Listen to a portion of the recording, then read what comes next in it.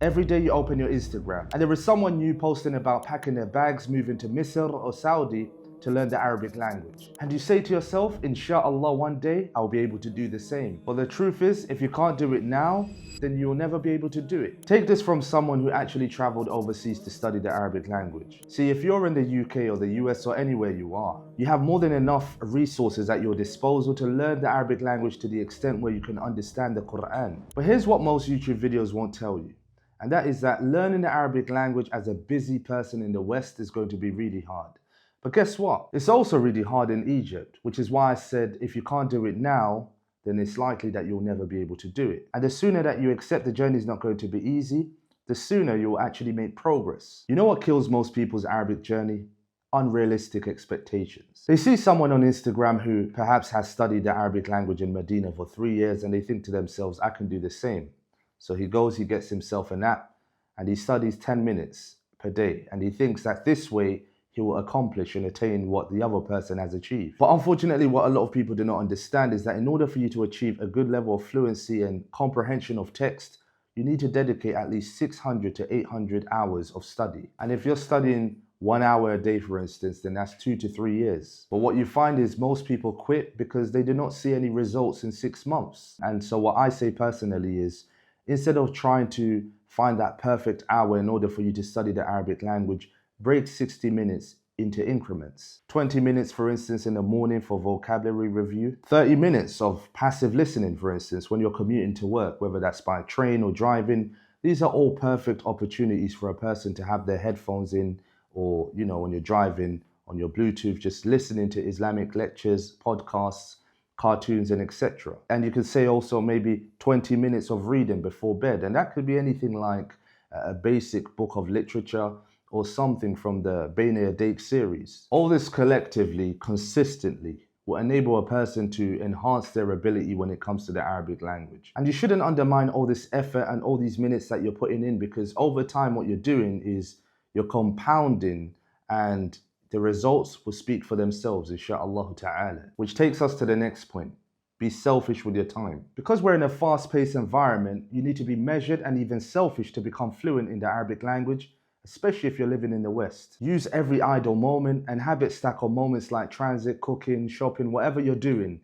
Utilize all these opportunities to enhance and reinforce your knowledge of the Arabic language. What's important is that you do something consistently in order to reinforce and enhance your comprehension of the language. Quick pause. This is Shaf from the future. I can't tell you too much timeline stuff. But what I can tell you is that the doors are finally open. The 12-month Risala Arabic program is finally here. I've seen all the applications. I've seen all the demands and the requests. So by the time you're watching this, people have already started applying and spots are already being taken. But if you're watching this right now, you still have a chance. Go to the description and click the Markaz Shafi'ee application form and speak to one of our chief advisors who will help you secure your spot. And look, I'm not supposed to say this, but if you sign up through that link, we're going to throw in free access to our full 6-week Arabic program. No extra cost just because you came through this video. So don't wait on this one. Now let's get back to the video. And something that I highly recommend my students to do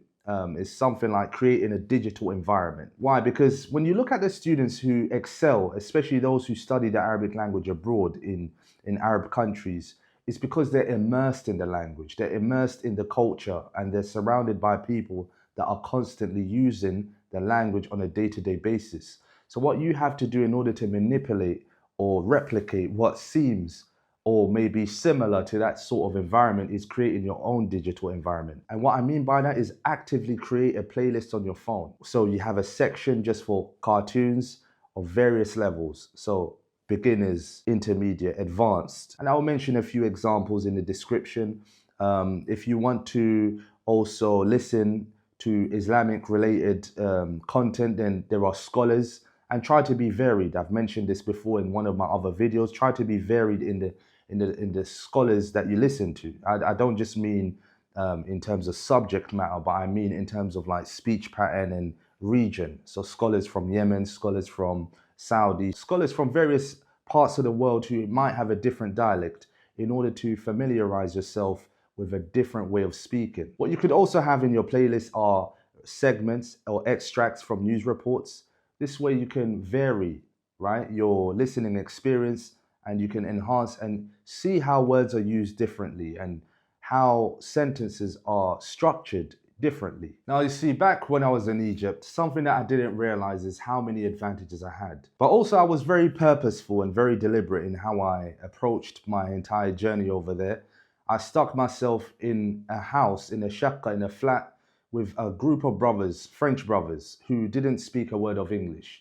And we would force ourselves with the little Arabic that we knew to communicate. And obviously, when you do that, you start to realize that over time, you're compounding, you're learning new vocabulary. This one learns and studies in a different markaz to yourself, that one in a different markaz. And when you all get together, you start pulling different mufradat, different vocab from each other and different ta'abir, different expressions. Now, obviously, when you're in the West, you may not have the same advantage, but what you can do is once you start to realize that there's a group of brothers, a group of sisters that are learning the Arabic language like yourself, there's no harm in creating a WhatsApp group. You could initiate something like this with a group of brothers, or if you're a sister, then with a group of sisters. And what I would say, and this is something that I've not seen many people doing, but I think is truly beneficial, is that you could dedicate parts of the week where you're all free and you all align when it comes to your free time and just communicate in just the Arabic language. You know, you could challenge each other. Whoever speaks a word of English, then such and such. Or,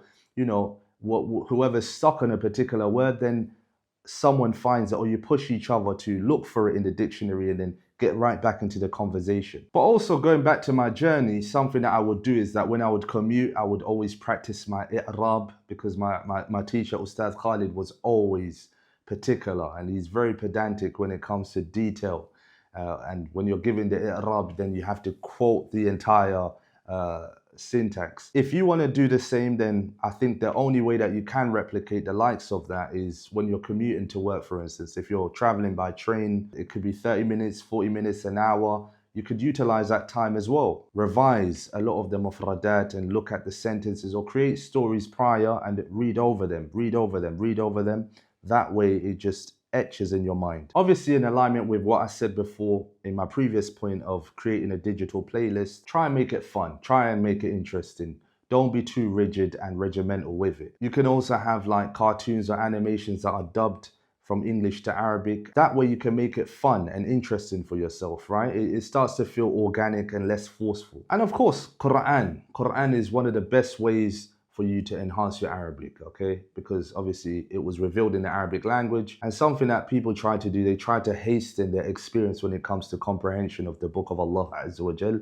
But there's no harm in reality just sticking to a surah. For instance, you could say to yourself, I'm going to go to Surah Qasas, or I'm going to go to Surah Yusuf, and you could be on your way to work and just play a segment and just repeat that throughout the week.